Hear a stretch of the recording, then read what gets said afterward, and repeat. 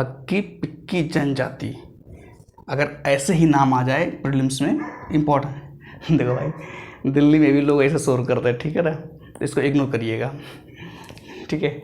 हक्की पिक्की जनजाति प्रीलिम्स के लिए इम्पोर्टेंट है। ये डायरेक्ट भी पूछ सकता है हक्की पिक्की क्या है, तो आपको ये भी पता होना चाहिए कि जनजाति है।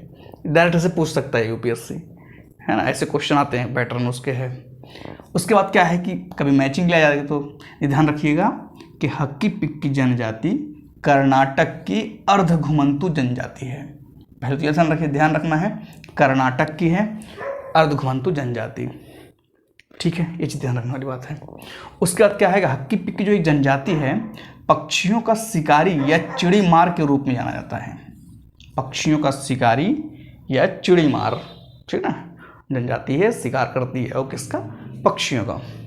हक्की का मतलब ही होता है पक्षी और पिक्की का मतलब होता है शिकारी। मतलब आपको ये भी पता है तब भी आप पकड़ लेंगे प्रीलिम्स के एग्जाम में, हाँ यार हक्की पिक्की का मतलब क्या हो सकता है। हक्की पिक्की का मतलब आपको पता होना चाहिए, कहाँ की बात हो रही है उसको पता होना चाहिए, कहाँ जनजाति है, और उसके बाद ऑलरेडी ये हक्की पिक्की जनजाति ये भी पता होना चाहिए, कभी कभी यही पूछ लेगा, ठीक। उसके बाद ये जनजाति जो है मात्र सत्तात्मक समुदाय मानी जाती है। ध्यान रखिए, थोड़ा सा डिटेल में अगर आप जाते हैं, डीप में आते हैं, तो ये भी पता होना चाहिए आपको।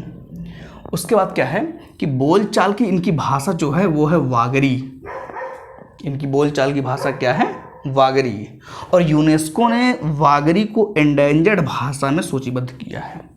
ये भी पता होना चाहिए किसने सूचीबद्ध किया है, तो ये ध्यान रखिए कि यूनेस्को सूचीबद्ध करता है वागरी को एंडेंजर्ड भाषा में, ठीक है ना, तो ये चीज़ ध्यान रखने वाली बात है।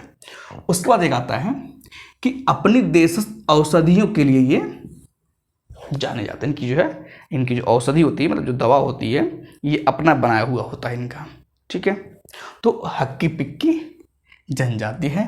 उसके बाद ये सब डिटेल आपको मतलब बस बेसिक अंडरस्टैंडिंग होनी चाहिए, बेसिक मतलब पहचान सकें कि अगर ऑब्जेक्टिव क्वेश्चन बनता है तो आप जो है इसको समझ सकें, ठीक।